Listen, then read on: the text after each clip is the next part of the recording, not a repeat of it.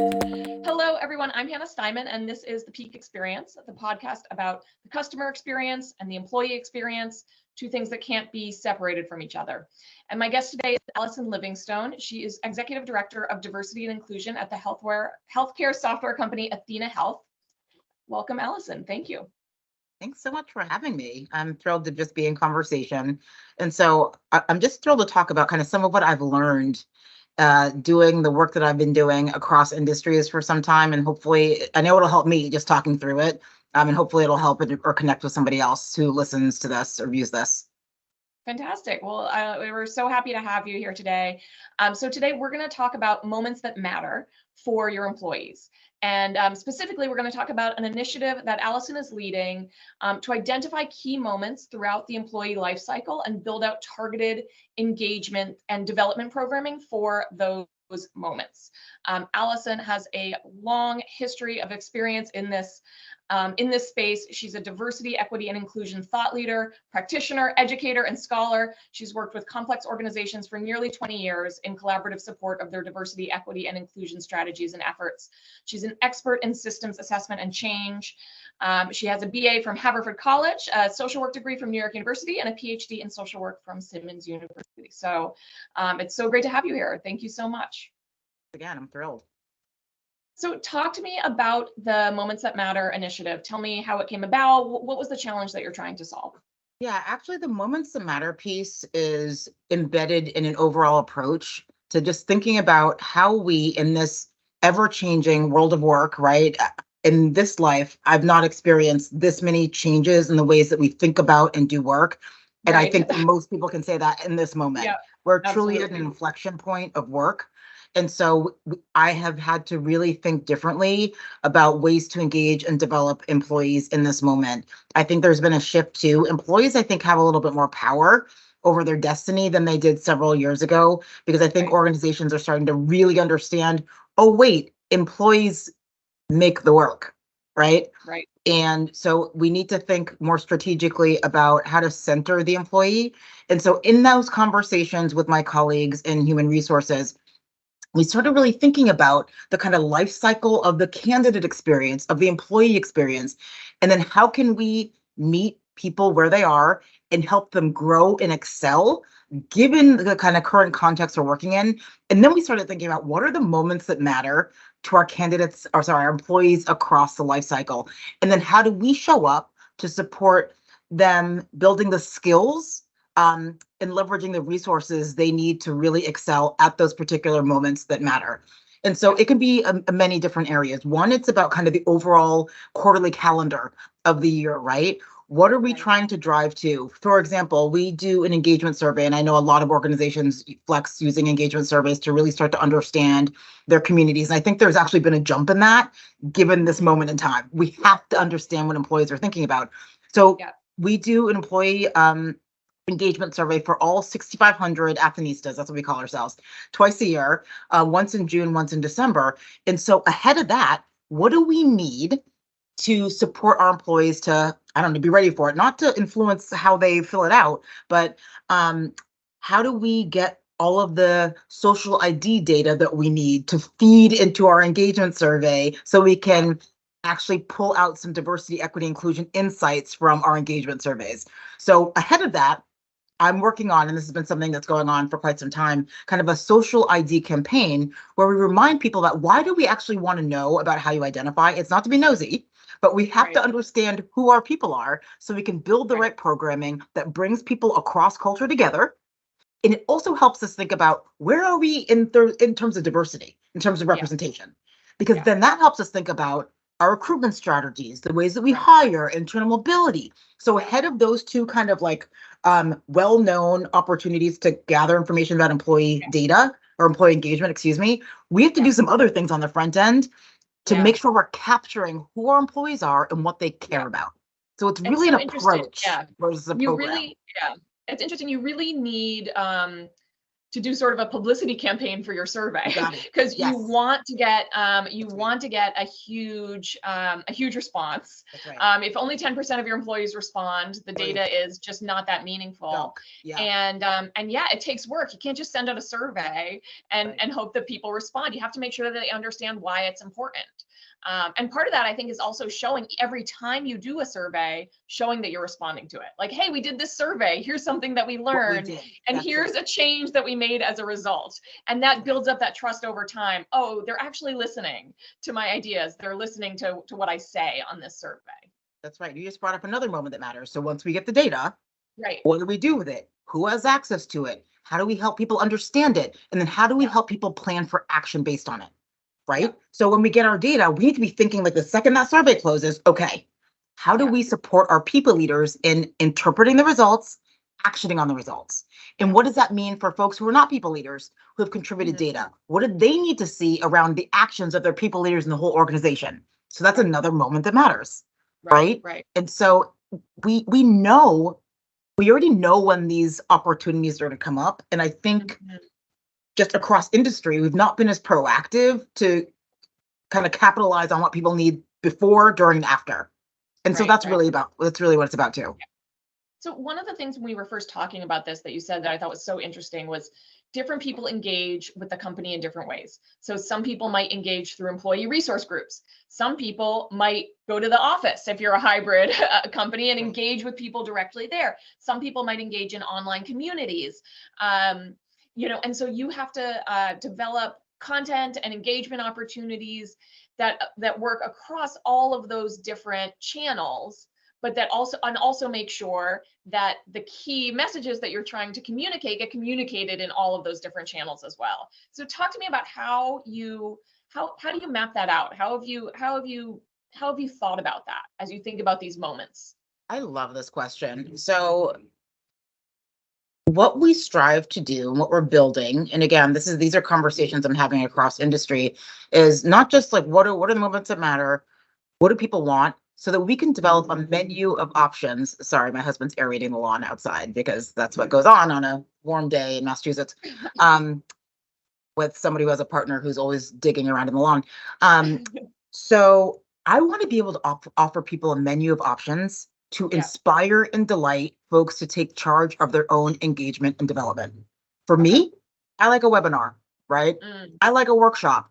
That's not what everybody wants, right? I hate webinars. How about that, right? And I'm like, oh, how can that be, right? But we have to get out of that model of like a prescribed one size fits all. And that's an organizational DEI lens anyway, but it's just the way that people learn, right? We're adults. We have tolerance and interest in other things, right? Some people want to do a one pager, like an article that's quick hits of information that they can apply. That's it. You're a one pager kind of person. I love a one pager. Ooh, in a way that is like, oh, but it's just quick, actionable data points. It takes like 10 minutes to read, off you go. Some people want to do a working session, a brainstorm session. Some people want to engage through service and learning. So we have a really incredible corporate social responsibility program at Athena called Athena Gives. And service and learning opportunities are so incredible. It's not just about like, oh, I'm supporting this community of people that needs more. It's about the strategy around it, how it connects with your overall vision for your organization, right? Building external partnerships that really feed into your vision. It's about bringing people together from different parts of the organization to work on something meaningful, with purpose, with intention. And then when you're on the line, kind of filling like a birth kits. We did that one year for distribution through an external partnership with MedShare. I met people breaking down boxes, right? That I never had spoken with before. We were breaking down boxes because we were setting up like the kits and we needed to move some things out of the way. I met some folks from sales and we just talked and talked. And now when I have a question about sales, it's like, but I already know this. I call them up. And I say, hey, listen, I have this question. I want to partner with you. Let's collaborate. Now we're doing work differently. It's not just about that I gave this thing to a community. That's beautiful. That's changing the world, right? That we need to have a societal impact, but it impacts team. It impacts innovation, productivity, collaboration, connection, engagement, development.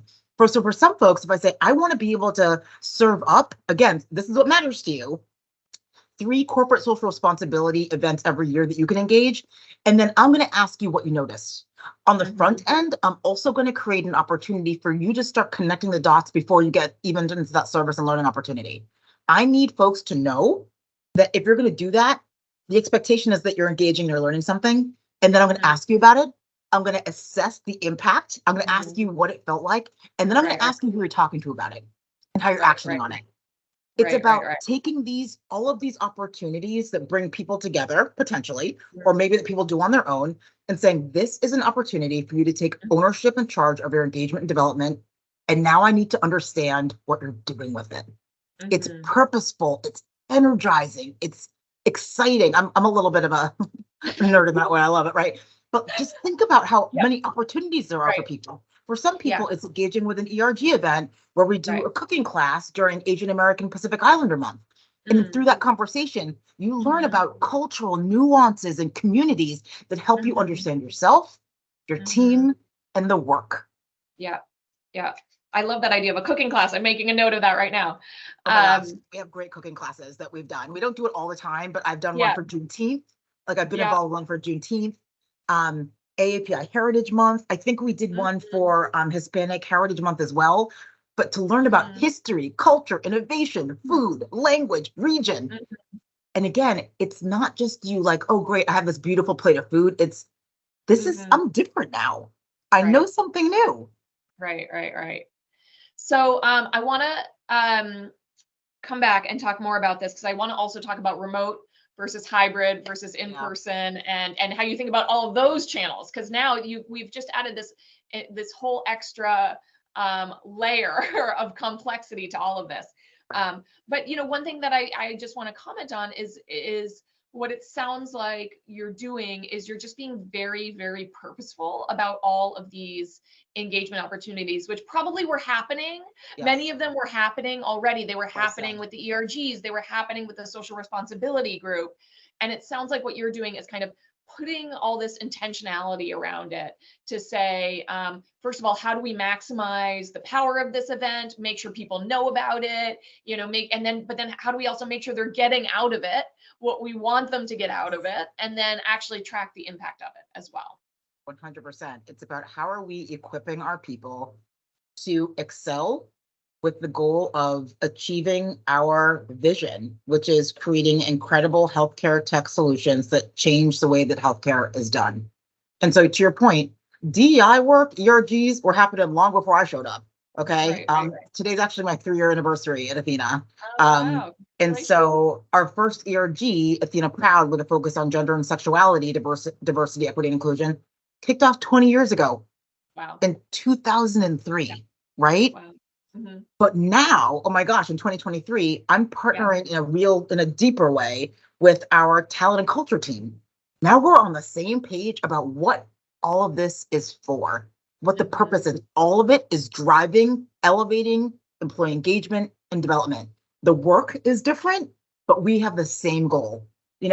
Part of our overall HR strategy too is about embedding engagement, development, DEI in every single thing that we do. And now we're moving in alignment, and the impact and the power and the potential of this, it's just the sky's the limit. Like, I don't even know where we're going to be in a year because there's so much innovation in terms of the ways that we're thinking about capturing and inspiring folks to feel connected in their job.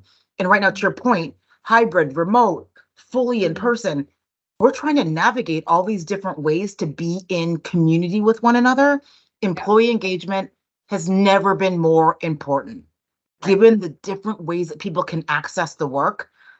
When the pandemic first started, there was so much going on in terms of the dynamic between folks who were on site, folks who were first responders, front line, doing some of those roles that you have to do in person.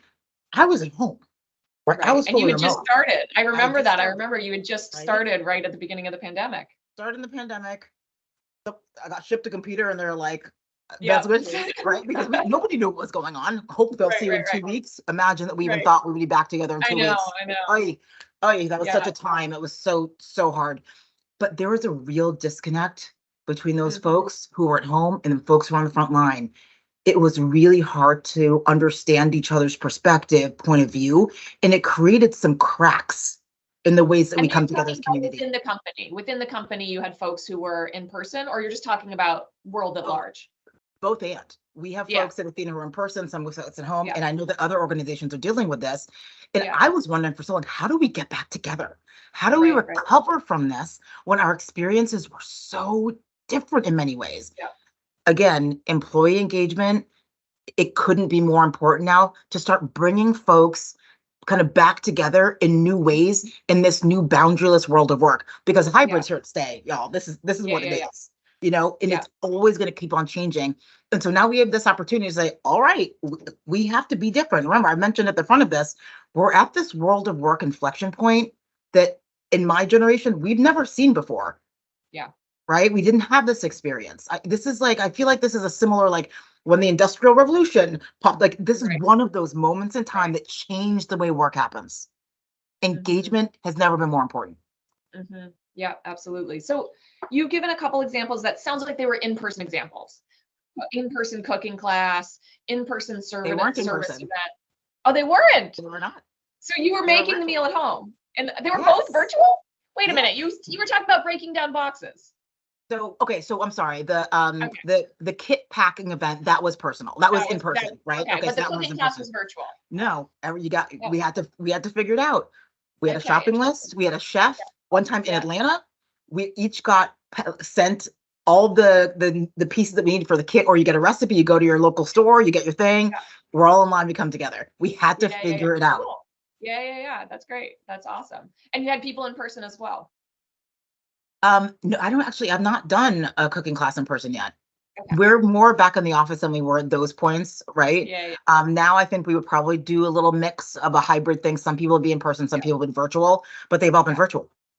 That's great. So what else have you done remotely to engage folks who are Yeah, remote or folks who are 90% remote? yes.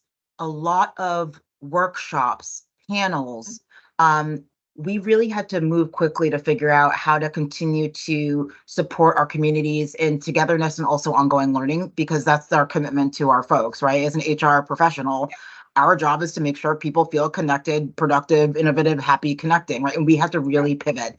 And so we really moved to an all online model whereby Mhm. we can actually grab somebody who, and I'm located in Massachusetts, we can host somebody from anywhere in the world and bring our Athenistas together at a particular time that works okay across all of our time zones for people to learn Mhm. together.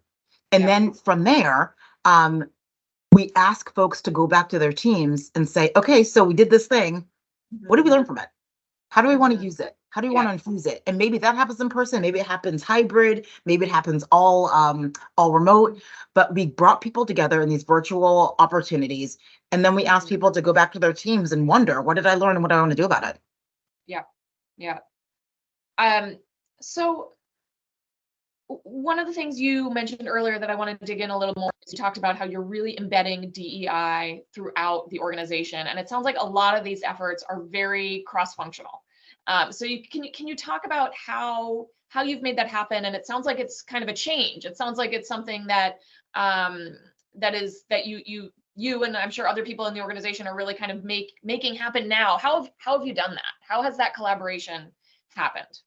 That's really important. So again, the work was happening before I got to Athena, and a lot of the work was being driven by our employee resource groups. Okay. And we have 10 currently. At the time, we had 8. And so we had an incredibly dedicated group of folks who were in community with one another, kind of helping the organization along to do some of this really Yeah. important work. And then I showed up and I got together with the leadership team at Athena, the full C-suite, and we developed a DEI commitment together Mhm. within, I guess, a few months after I started. And now that's our North Star, right? Mhm. Once we had that high level commitment, it took us a while to really think through, and we're still working through it. And this is true for so many different Right. organizations. Like, okay, we have the commitment. Okay, now what does it mean for me? Yeah. Okay, let me figure this out. What does it mean for sales? What does it mean for Mhm. product engineering? What Right, does it right, mean right. for finance? So we had our commitment, and then we started to trickle things down. about a couple of years ago, we launched divisional DEI working groups called AAA teams, awareness, action, and accountability teams. And so that meant this was another click into operationalizing what DEI means in an organization, division by division, right? It meant that I got a chance to spend a lot of time with colleagues across divisions to listen. What have y'all been working on? Yeah. What might this feel if we try, if we try this thing? How are you working with one another around it? And now we're in our second year, and our AAA team leads, and that's so there's like a senior leader who is kind of charged with managing all this work. Now it's really taken off. Yeah. Folks are put together a charter at the beginning of every year of like, we were here in 2022, we want to get to here in 2023, based around our overall commitment. And again, this is like not rocket science. So what people are doing, it's about looking at the ways that we hire, recruit internally and externally. It's about particular expectations for people leaders to develop their inclusive leadership skills. We have a required course that all of our people leaders take for this purpose. So they can, again, it's not fair to say, be an inclusive leader if we don't offer the resource for it. It's not right. Right. So that's essential. There's another pull around activating the whole organization on this DEI journey. And then the last piece is reporting out on our data consistently and transparently. Right. And so when you have these 4 pillars, then there's something for folks to hang on to. Yeah. So if your division is doing a ton of hiring that year, you're like, ooh, I want to flex into this movement, this recruiting space. What are our current processes like? Who's here? What's our overall representation of our group? How do we get there? How do we flex external partnerships? And for, let's say it's marketing, how does marketing say, ooh, what are the external marketing particular relationships that will help us to drive this work? So now it's being pushed into the organization. I also have an incredible leader in HR who gets the essential piece of embedding DEI in everything that we do. And sometimes it's just a question that's in addition to like one of our current processes, right? So if we're thinking about like promotion, right? Is there a line in there that says, okay, right, what percentage of the group that we're thinking about identifies as a woman, identifies as a person of color? And we may end up hiring a man or a white person. That's fine. Men and white people are great. But we need to be constantly thinking about, this is part of what we said we were going to do, and where are we? And because then you build in a practice, a behavior, a habit, whereby folks start to just think that way. That's the push. That's the culture change.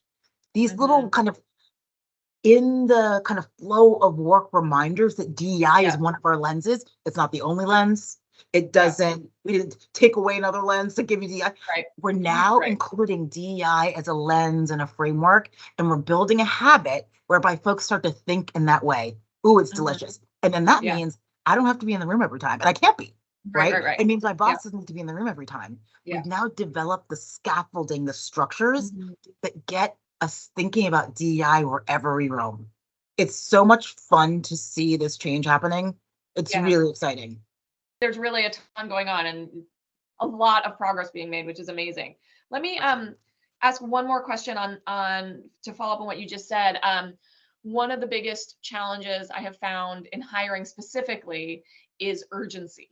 There's like so often this urgency, which I feel like creates a barrier to building in those additional habits. Because when there's urgency, let me hire that person I know. Let me talk to someone I know and get their recommendation. So then I'm hiring those people in my network, those people who I'm already familiar with. How do you combat that urgency and that's created and all of the barriers that creates? That's such an important piece to bring to this conversation, because this is what so many of us are engaging, and it's really a both and, right? It doesn't mean the urgency isn't there, right? But it does mean we need to start thinking about time differently, right? We have kind of historically as a culture, kind of unintentionally, sometimes intentionally, used time as an excuse to not move inclusively. I don't have time for that. I don't have a chance to think about that. But it shuts down the potential for diversity, equity, inclusion. So one way to kind of think about that is creating like habits around it that are embedded into the work already. And then it doesn't feel like it's any more time. Because now I just have a question on the framework I'm using that's in addition to my checklist when I do all kinds of fun stuff. It builds the habit, right? And I also am going to ask people, and this is the thing, when I first started, or wherever I go, with every organization I work with, I say, listen, the biggest ask, because they're going to say, yeah, we're going to do all those things. Allyson, great idea. My biggest ask of you is time. I'm going to ask you to think about time differently, because this is going to take more time as we build this muscle. Just like anything takes time. If you're training for a marathon, what, you're going to like not take any time to train? And you're going to show up on Marathon Monday. It's like Boston Marathon here, folks, wherever you're reporting from. On Monday, right? Marathon season. Yeah, it's marathon season in Massachusetts. Could you imagine if you just showed up there one day? Right. And you hadn't given yourself My the time husband has done that. My husband has done that. It causes a lot of injuries. You see, oh, you just hit the nail on the head.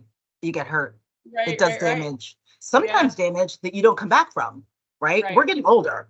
Okay. So you tell your honey bunny, no more of this. Okay. That was a long time ago. That was a different decade. It was a different decade, a different moment in time. But that's such a beautiful way that it can cause some damage. Yeah. If we don't take the time and just show up and say we're doing the DEI thing and we haven't built in the skill or capacity. So I bring that to folks. Listen, we have to think about our timing differently. And sometimes I'm going to ask us to slow down. And so when I ask us to slow down, I know you're going to have feelings about it. And I'm going to say, remember we talked about this? This is legit the biggest ask I'm going to have for you that's going to feel the hardest. Like even when I ask you for money, you're going to be more excited to give me the money than the build and to kind of like the pace into posting questions about why you're doing what you're doing, who's involved. Did it work before? What were the outcomes? Given our DEI commitment, what are the outcomes we're trying to achieve? How does this fit into that? How do we know that? Right? Mm-hmm. And so even that question process gets people slowing things down a little bit. Yeah. And actually, it takes less time sometimes than we think that it will. Right. But then when we get to the outcome, we think back and think, okay, well, we could be more efficient the way we did it for sure next time. Right? Because we're always building and trying to be more efficient, but we're building in a new habit, a new muscle, a new organizational muscle, right? That is going to take some time to build. Otherwise, we don't want to get stretched, strained, or break. Right. Yeah. So I know that people listening are going to want concrete examples because everyone is sort of looking for things that they can do in their company, in their communities, in their teams. Can you talk about some of the other moments that matter and what you've done around those moments? Yeah, I think it's really important that you have dedicated education and development for your leadership teams, right? Your people leaders, because we execute on the strategy of the organization through people leaders. And if they're not using and flexing a diversity, equity, inclusion frame, there's going to be a block. So what that looks like is that the C-suite saying, we want this. And then the people underneath the managers are like, we're not feeling anything. Nothing has changed. Mm-hmm. That breeds resentment and burnout. And then people start to move, right? Mm-hmm. So create the space and opportunity for your people leaders to learn together and with their teams. And so what kind of opportunities for learning, if it's like a required something, take the time there. The other piece too is to be really transparent about why we're doing this. And I think this has come up too.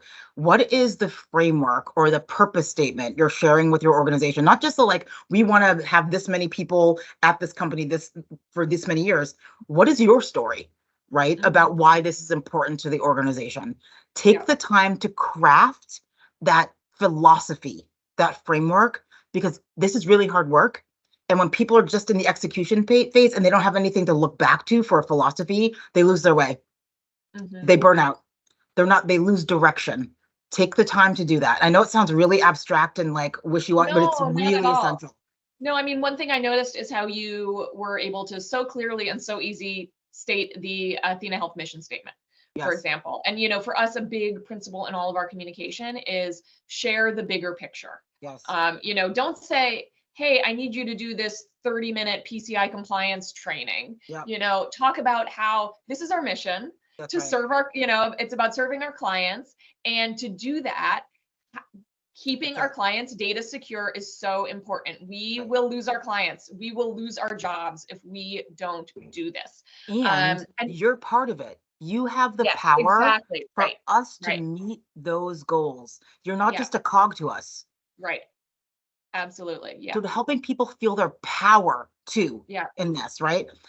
I'm trained as a social worker, and back in the day, social workers used to say things like, "We empower people." It's like, no, we don't. Okay, Right. people have their power, and we create the conditions whereby they can reflect and use and leverage their power. Mhm. Right. So there's like a structural place. Like, what are you all doing with? How do you deliver feedback? How do you all communicate with one another? What happens during the evaluation season? What are the Mhm. norms around some of those pieces? Right. So I think it's really important to have a really clear process for how you evaluate performance. That Mhm. evaluation also needs to be tied to your HR, your talent and culture, or DEI philosophy, and that connects all the way up to your strategy. Right. Yeah. We are evaluating in this way because X, Y, or Z, and that's why it matters. And so we're going to offer you consistent points during the year whereby we engage in feedback in the moment and in more kind of like formal settings so that when it's evaluation season, nobody's surprised. It's just part of the flow of the conversation that you've been having. And Yeah. you've had an opportunity to improve and shift based on some of that. So again, it goes back to these people managers again. What are our people managers? How are they equipped to do that particular kind of work to help people stay engaged? Yeah. Right? Do you have a curriculum? Do people leaders know what these couple points in the year I'm expected to continue to upskill and learn and engage with my Right. teams? Right. Right? Right. Right.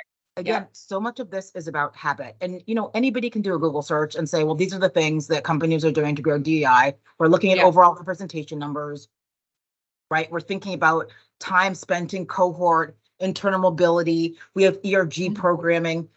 We do some corporate social responsibility pieces. We're focusing on sustainability. Like those are the big buckets that people are trying to do. But the really big part is a reflection and self-awareness for an organization. What are our habits that are Mhm. driving inclusion and belonging? How do they Mhm. speak to our overall philosophy of our Yeah. strategy, our vision as an organization? And then how do people know that we're doing that and that we're taking Yeah. action? Yeah. Yeah. I think that's such an interesting way of framing it and putting it. And I know we only have a couple minutes left. Are there any other engagement events that you have done or participated in that you felt were particularly powerful that you can Yeah, recommend? I think, and it's so hard to even name all of them because there's so much going on where I work, but we really engage our ERGs to put together Mhm. incredible programming for our organization at a pretty regular clip. And we ask people to Mhm. then assess what they're going to do next, right? Yeah. And so I'm just thinking about what's coming up, right? So Pride's coming up. We have a ton of folks working together on Pride. In it, Yeah. we have our ERG that focuses on gender and sexuality, diversity, equity, and inclusion. They're partnering with a bunch of our other ERGs to bring an intersectional Pride, right? Mhm. This has been part of what I've been really pushing since I got to Athena.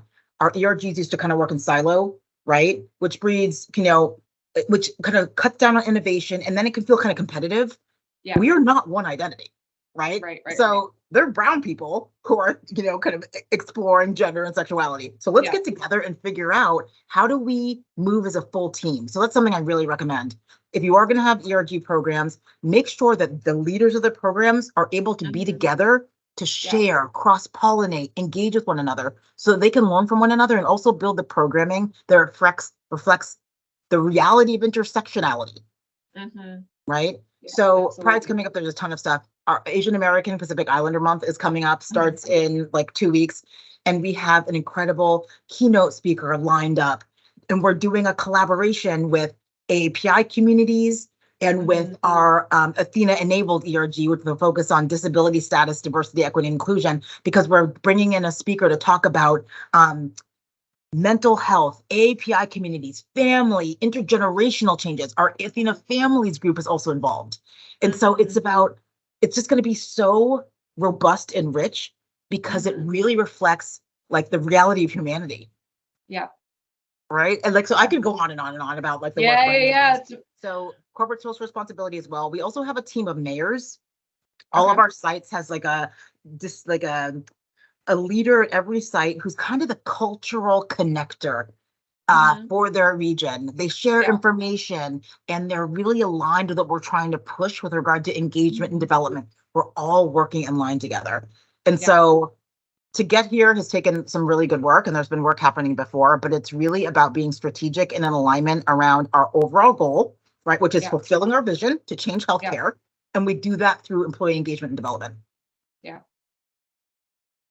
Thank you so much, Allyson. It's been course. awesome talking to you.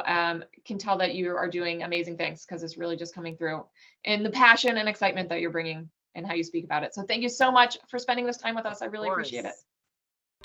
Thanks for All right. See you. Have a great day.